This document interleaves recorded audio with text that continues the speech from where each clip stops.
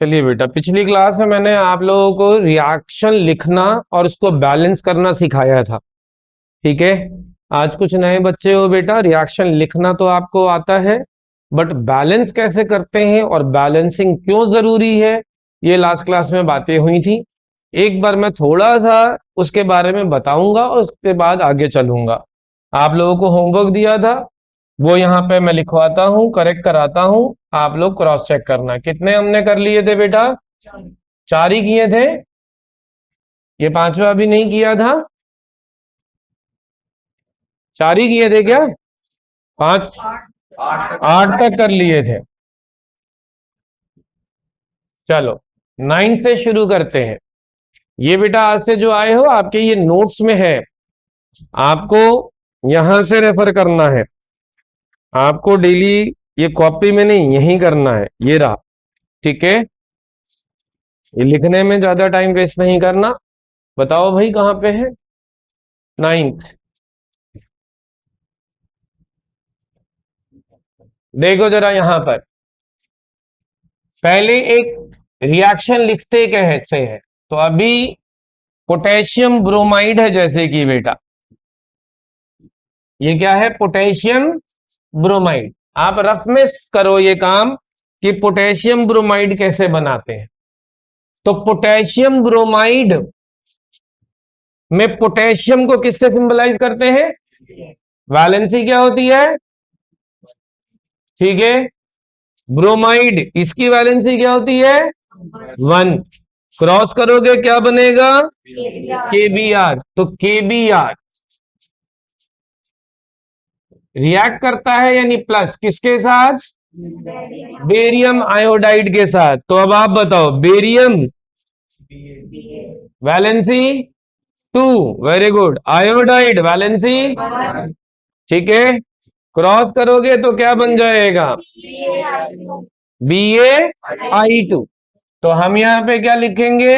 BaI2 gives, arrow लगाओ, potassium iodide. तो potassium iodide अब बनाओ। लेफ्ट हैंड साइड हमने बना लिया, अब राइट हैंड साइड के लिए पोटेशियम आयोडाइड। पोटेशियम का के होता है बेटा, वैलेंसी क्या होती है? आयोडाइड का क्रॉस करेंगे तो हम यहाँ पे KI लिख सकते हैं क्या? बोलो, समझ आ रही है बात? फिर बात आती है बेरियम ब्रोमाइड।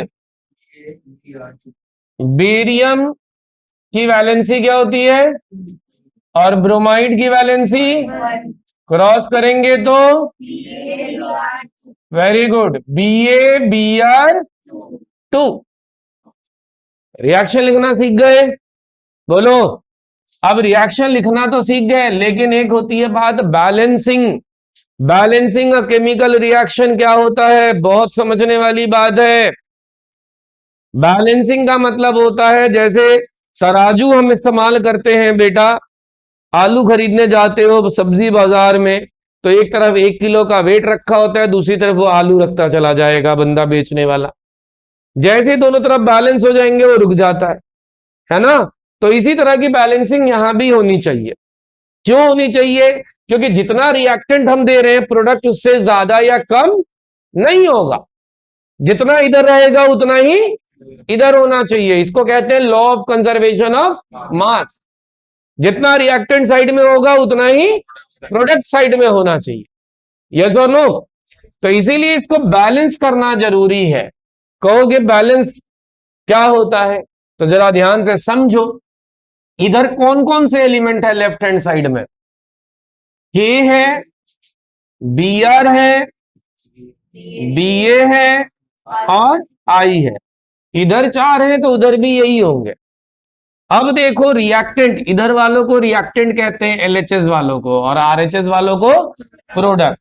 तो ये जो रिएक्टेंट है इनकी बात देखो, इधर के कितने हैं और प्रोडक्ट के साइड में के कितने हैं।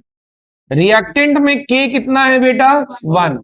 प्रोडक्ट में के कितना है? ब्रोमीन देखो Br इधर कितना है, उधर, ठीक है। इधर Ba उधर बी ए, इधर आई, उधर आई।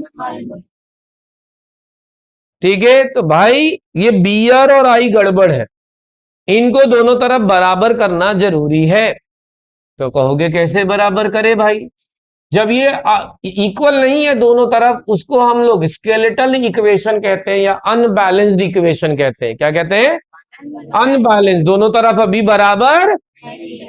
तो बराबर करने का क्या तरीका होता है? पहले तो इस रिएक्शन को एक बार ऐसे ही लिख लो और बराबर करने का तरीका बताता हूं। के I plus B A B R two, बराबर करने का तरीका क्या है जरा ध्यान देना। इधर के वन है, उधर वन है, चलो बात ठीक है। इधर बी आर वन है, उधर टू है, तो बी आर ढूंढो। इधर इधर वन है, उधर टू है, तो इसको टू करने के लिए आप आगे कोई भी नंबर मल्टीप्लाई कर सकते हो, यहां नीचे नहीं कर सकते, ये गलत होता है। आगे कोई भी नंबर अपनी तरफ से कर सकते हो। ठीक है, कहोगे लेकिन आगे करने से चलो बी आर तो दो हो गए, ये तो के भी डबल हो गया ना, तो कोई बात नहीं, होने दो। ये तो बराबर हुआ पहले, तो उसको भी बराबर कर देंगे। अब इधर के दो हो गया, उधर तो के एक ही था, तो एक काम करो इधर दो लगा दो, तो के दो हो गया। लेकिन चक्कर है आई भी दो हो गया, तो कोई नहीं, अब हो गए ना बराबर। देखो हो गए दोनों तरफ बराबर। समझ आ गई बात? अगर आपने किया है तो देखो, अगर कुछ गलती किया है तो ठीक करो, और नहीं तो कंप्लीट करो इसको फटाफट। समझ आई है बात? दो चार और कराता हूं और अच्छे से समझ जाओगे।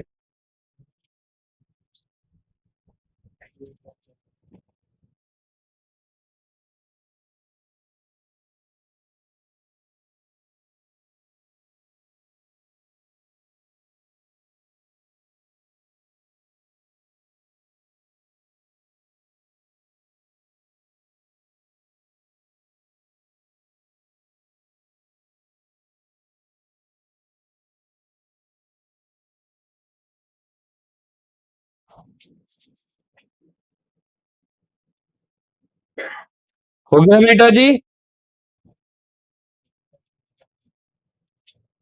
सही था आप लोगों का?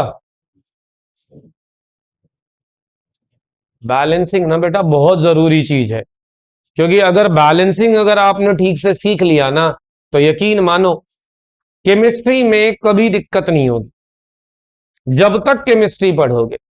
ये शुरुआत है, चीजें और भी कुछ कुछ ऐड होंगी, लेकिन बेस स्ट्रांग होता है ना, तो छोटी छोटी बातें ऐड करना इजी हो जाता है। जिसका बेस वीक पड़ गया, नई बातें आने पे और कंफ्यूजन कंफ्यूजन होने लग जाती। ठीक है, चलो रब कर दो इसे, कोई दिक्कत? लिख लिया सर आपने? अब देखो अगला, ऐसे ही मैंने यहां पे 11 दिए हुए हैं और उसके बाद एनसीईआरटी से आप लोग को होमवर्क दिया था। चलो, जिंक कार्बोनेट, सबसे पहले जिंक कार्बोनेट का क्या फॉर्मूला होगा? मैं डायरेक्ट लिख रहा हूं। अब जहां पे आपको लगे ये फॉर्मूला डायरेक्ट लिखने में कहां कैसे लिख दिया सर ने, पूछ लेना।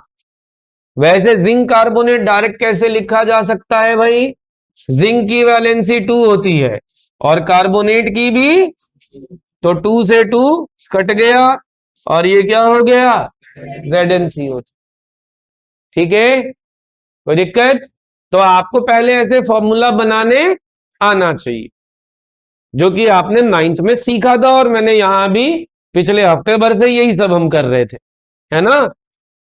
जिंक कार्बोनेट के बाद गिव्स, ये एरो जहां पे हो तो आप भी एरो लगाओ। क्या है? Zinc oxide. तो ZnO कैसे बेटा?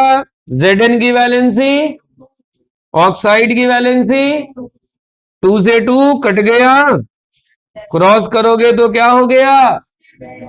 ZnO, ये हो गया प्लस कार्बन डाइऑक्साइड। तो कार्बन डाइऑक्साइड को तो डायरेक्ट ही याद होगा आपको, CO2। क्यों बेटा? ये अनबैलेंस्ड इक्वेशन है। ठीक है, अनबैलेंस है कि नहीं वो तो अभी हम चेक करेंगे, क्योंकि कभी कभी हम रिएक्शन लिखते हैं और वो पहले से बैलेंस होता है, जैसे कि ये भी बैलेंस ही है पहले से। लेकिन वो चेक करना चाहिए। इसमें Zn, C और O ये तीन एलिमेंट्स यूज हुए हैं, है ना भाई। इधर Zn कितने हैं बेटा, रिएक्टेंट साइड में और इधर प्रोडक्ट साइड में। इधर Zn 1 है और उधर Zn कितने हैं, इधर कार्बन, उधर कार्बन, इधर ऑक्सीजन, इधर ऑक्सीजन, 3 है बेटा। 2 यहां पर और 1 यहां पर, तो 2 1, तो ऑलरेडी बैलेंस्ड है, इसको कुछ करने की जरूरत नहीं है, ये ऑलरेडी बैलेंस्ड है बेटा,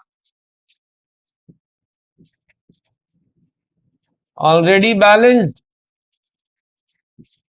यस और नो, पहले से ये बैलेंस्ड है। क्लियर है बात, कोई दिक्कत तो नहीं। हाँ जी बेटा जी, चलो लिखो, फटाफट लिखो आप।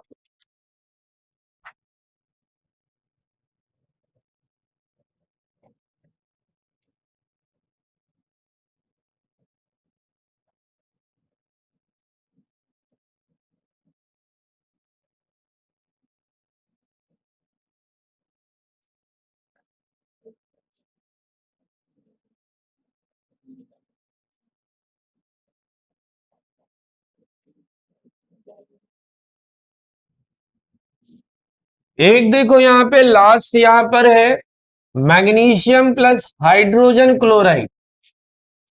मैग्नीशियम, अकेला मैग्नीशियम होगा तो एज पर एटोमिसिटी, कोई भी एलिमेंट अगर अकेला मिलता है तो एज पर एटोमिसिटी, ध्यान रख पाओगे ना। तो एज पर atomicity magnesium Mg, hydrochloric acid HCl। और अगर इसमें आपको पता नहीं चल रहा कौन किससे रिएक्ट कर रहा है, तो कुछ फॉर्मूले मैंने वैसे भी लिस्ट करके दिए हुए हैं जो नाम से आपको याद करने हैं। ये है आपके नोट्स में पेज नंबर 5 पर सबसे ऊपर, आपके नोट्स में पेज नंबर 5 पे सबसे ऊपर देखो, वहां कहीं ना कहीं हाइड्रोक्लोरिक एसिड भी मिल जाएगा, पेज नंबर 5 पे सबसे ऊपर। ठीक है बेटा, तो ये आपको याद करने होंगे। तो हाइड्रोक्लोरिक एसिड ये डायरेक्ट वहीं से याद करना है, HCl। फिर मैग्नीशियम क्लोराइड, मैग्नीशियम की वैलेंसी 2 और क्लोराइड की, तो क्या बन गया, MgCl2, और प्लस में H2, अकेला हाइड्रोजन है तो एज पर एटोमिसिटी। ठीक है बेटा, इतनी बार मैंने ये सब बातें बता दी, अब तो माइंड में एकदम फिट हो जानी चाहिए। क्योंकि देखो, यकीन मानो अभी तक तुम बेसिक ही कर रहे हो, अभी इसके बाद एक्चुअल केमिस्ट्री स्टार्ट होएगी, जब हम बार बार रिएक्शन नहीं लिखना सिखाएंगे, जब तो रिएक्शन बस लिख देंगे। ठीक है, तो ये रिएक्शन पे जो इतना टाइम लग रहा है आपकी केमिस्ट्री का बेस बनाने में लग रहा है, हफ्ते से ज्यादा हो गया मेरे को रिएक्शन पे लगे हुए। पहले कंपाउंड समझाया, उससे पहले वैलेंसी समझाई, अब केमिकल रिएक्शन, अब बैलेंसिंग, समझ रहे हो। चलो अब देखो यहां पे क्या क्या यूज हुआ है, Mg, H और Cl। इधर Mg कितने हैं बेटा, रिएक्टेंट साइड में, और प्रोडक्ट साइड की बात करते हैं, इधर Mg1 है, उधर Mg, इधर हाइड्रोजन, उधर हाइड्रोजन, इधर क्लोरीन, उधर क्लोरीन, कौन बराबर नहीं है, H और Cl। तो जो बराबर ना हो ना बेटा, उसमें जो छोटे वाला हो वो देखा करो 1, इस 1 के आगे क्या लगाए कि उधर बराबर हो जाए, 2 लगा दो, है ना।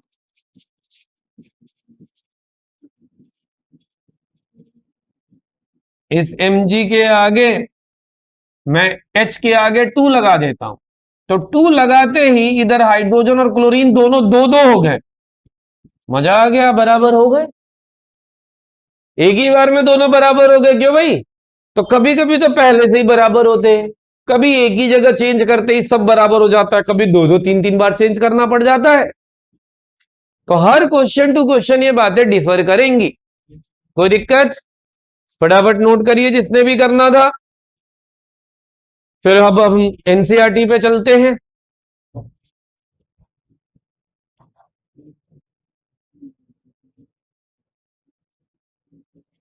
एनसीईआरटी का कौन कौन से क्वेश्चन कहे थे? 5, 6, 7 लाए हो एनसीईआरटी या बोर्ड पे ही दिखाऊं? हर रो में कम से कम एक एनसीईआरटी है? नहीं लाया करो बेटा। इधर एक ही है आपकी एनसीईआरटी। अब तो खरीद लिया है ना, अब लाया कर। ठीक, इधर दो है, मुझे दे दो। इधर एक ही है, कहीं दो है और। चलो तो अब इनसे देखना यहाँ पे।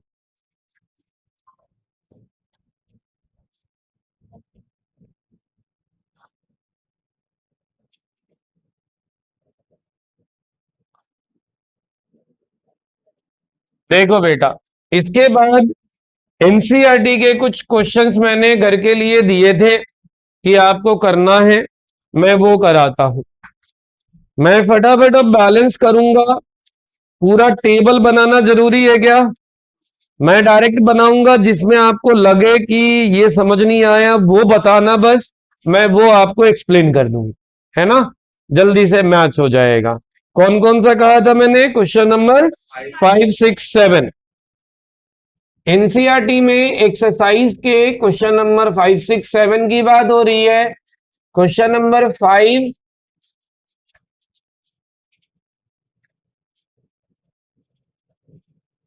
एक्सरसाइज में क्वेश्चन नंबर 5 में कहा गया है हाइड्रोजन कंबाइंस विद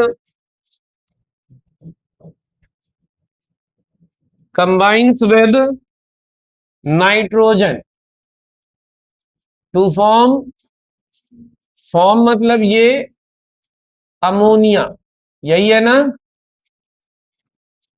तो यहां पे जरा ध्यान दीजिए, हाइड्रोजन अगर अकेला हो तो क्या लिखते हैं?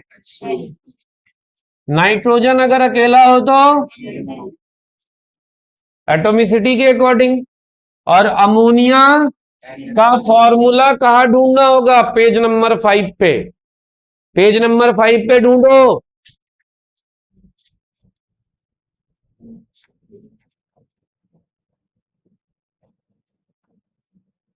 सबको मिला? NH3। हाँ जी, NH3 अमोनिया का फॉर्मूला NH3। कोई दिक्कत? क्लियर है बात?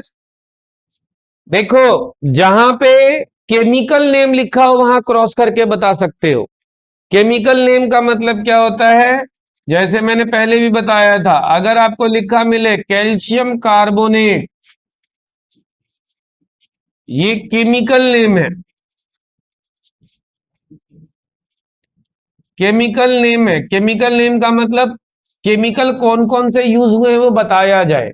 तो आप कह सकते हो कैल्शियम जिसकी वैलेंसी 2 है, कार्बोनेट जिसकी वैलेंसी 2 है, 2 से 2 कट गया, क्रॉस करके CaCO3। लेकिन यही कैल्शियम कार्बोनेट कभी कभी पता है क्या लिखा मिलेगा? Lime stone. लाइम स्टोन लिखा मिलेगा। और जब कभी भी लाइम स्टोन लिखा मिलता है तो यहां पे केमिकल क्या है वो पता नहीं चलता। तो पेज नंबर 5 पे जरा ऊपर देखो, मैंने लिखा हुआ है सम केमिकल फॉर्मूले to be learn as per their general name. Page number 5 पे सबसे ऊपर वो उनका जनरल फॉर्मूले हैं, वो तो रटना ही पड़ेगा। जैसे आपका नाम जो भी है मुझे याद ही तो करना पड़ता है भाई, उसका कोई लॉजिक थोड़े ना है। क्यों? मेरा नाम रवि है, इसका कोई लॉजिक थोड़े ना मैं दे सकता हूं आपको। रटना पड़ेगा भाई, याद करना पड़ेगा। तो कुछ के जो जनरल नेम होते हैं ना बेटा, वो आपने याद ही करने होते हैं। लाइम स्टोन भी CaCO3 को ही कहते हैं। ये जनरल नेम होता है और ये केमिकल नेम, जिसमें केमिकल कौन कौन सा है अगर बता दिया जाए तो केमिकल नेम। यस और नो? समझ आ रही है बात भैया? तो ये चीज आपको ध्यान रखनी पड़ेगी। अमोनिया देख के नहीं पता चल रहा उसमें कौन कौन से केमिकल हैं, तो वो आपको कहाँ ढूंढना पड़ेगा? ये जनरल नेम वाली लिस्ट में। और ढूंढना क्या पड़ेगा? अभी ढूंढ रहे हो, आपको रटना पड़ेगा। जितनी जल्दी याद कर लो उतना बढ़िया है, नहीं तो एग्जाम में प्रॉब्लम होएगी। ठीक है? हाँ, चलो। अब H2N2 जरा देखो, हाइड्रोजन इधर कितने हैं? दो। उधर हाइड्रोजन कितना है भाई? उधर हाइड्रोजन 3 है। नाइट्रोजन इधर 2। उधर नाइट्रोजन। तो पहले नाइट्रोजन को बराबर कर ले या हाइड्रोजन को? नाइट्रोजन को करने की कोशिश करते हैं। नाइट्रोजन को अगर बराबर करें तो मुझे इधर 2 लगाना पड़ेगा, और 2 लगाते ये 2 हो गया, लेकिन हाइड्रोजन कितना हो गया? 2 3 जा 6। समझे? क्योंकि किसी एक को बदलोगे, आगे जो नंबर लगाओगे वो दोनों के साथ है। समझ आ रही है बात? क्लियर? अच्छा जी। उसके बाद ये तो बराबर हो गया, ये बिगड़ गया, तो हाइड्रोजन 2 है, इसको इसको भी इसके बराबर करना है, तो आगे 3 कर। अरे 3 लगाओगे, 3 2 जा 6, हो गया बराबर। कोई दिक्कत? अच्छा जी। और देखो, फिफ्थ का ये ए पार्ट। बी पार्ट देखो, हाइड्रोजन सल्फाइड। डायरेक्ट लिख रहा हूं, अब कैसे बना फॉर्मूला, कहीं दिक्कत हो तो पूछना बस। बर्न्स इन एयर, एयर के साथ बर्न करने का मतलब reaction with oxygen to give water. Water का क्या फॉर्मूला होता है? And sulphur dioxide SO2। ठीक है भाई? कोई दिक्कत? बैलेंस करने की कोशिश करते हैं। HSO।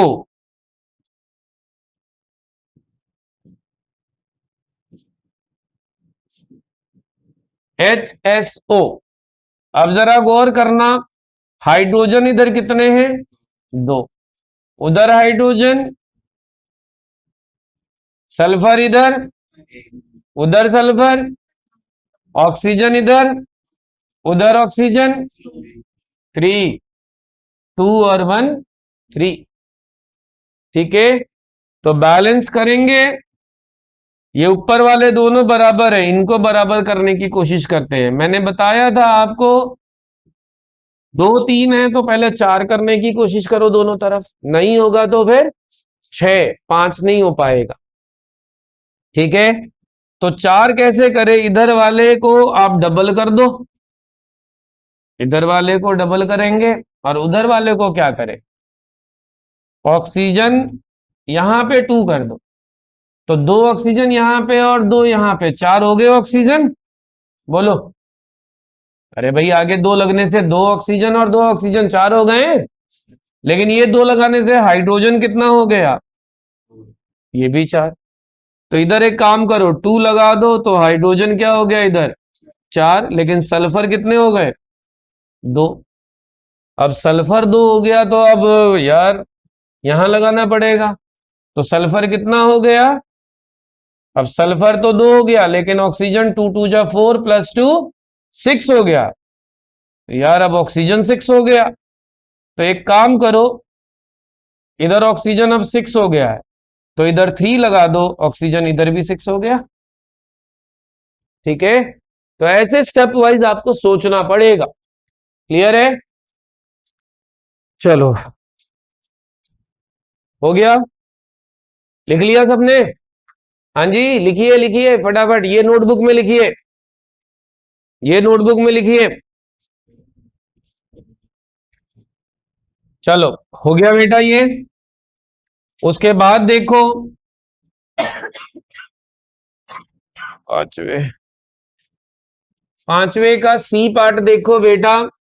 बेरियम क्लोराइड में डायरेक्ट लिख रहा हूं अब। Barium chloride reacts with aluminium sulphate Al2SO4 thrice gives AlCl3 और BaSO4।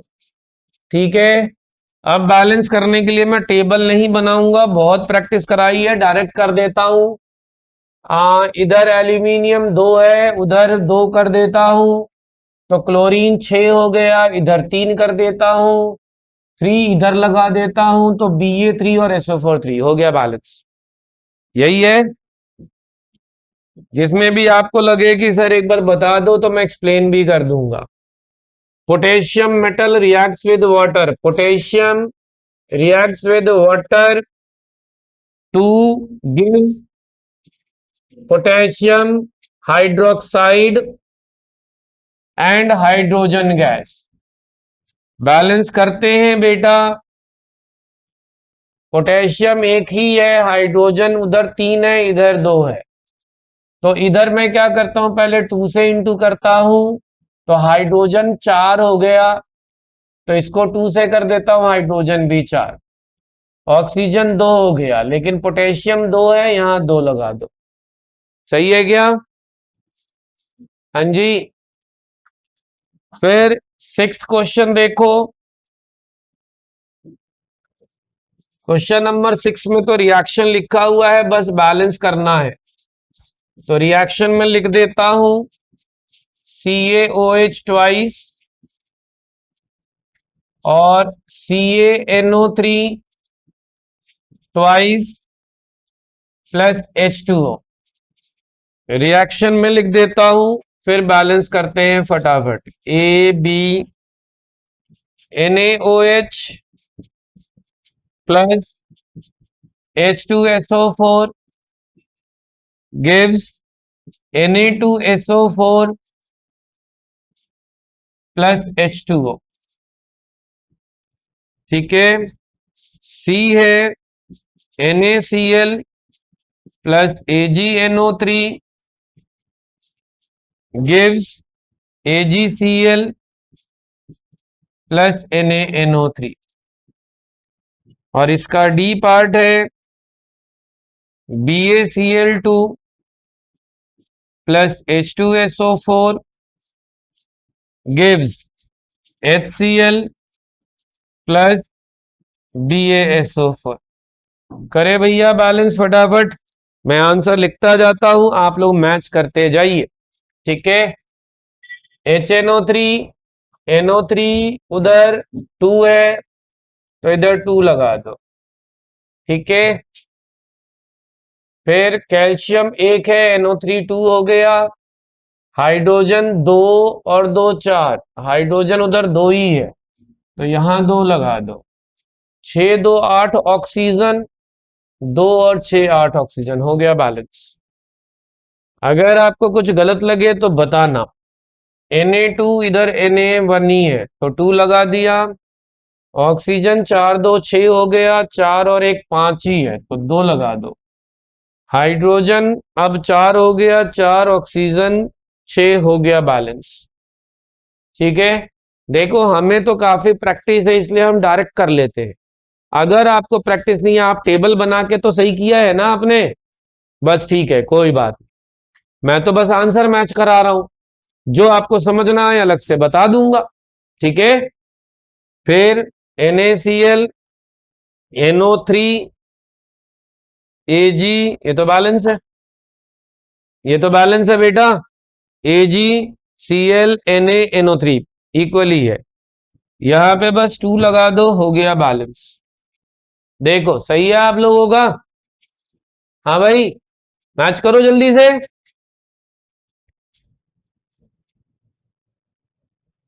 अब क्वेश्चन नंबर 7 अभी मैं नहीं करा पा रहा, टाइम हो गया, और आप अपने होमवर्क में क्वेश्चन नंबर 8 और ऐड कर लो, क्वेश्चन नंबर 8 और ऐड कर लो, 7 एंड 8 लिख के जाओ सभी के सभी, फिर ना कहना सुना नहीं। क्वेश्चन नंबर 7 तक तो हमने करा ही था, क्वेश्चन नंबर 8 और ऐड कर लो अपने होमवर्क में। ठीक है, अगली क्लास में इसको डिस्कस करेंगे, और तब अब टॉपिक आगे बढ़ जाएगा। ठीक है, जिनको वैलेंसी याद नहीं, वैलेंसी याद कर लो बेटा अच्छे से।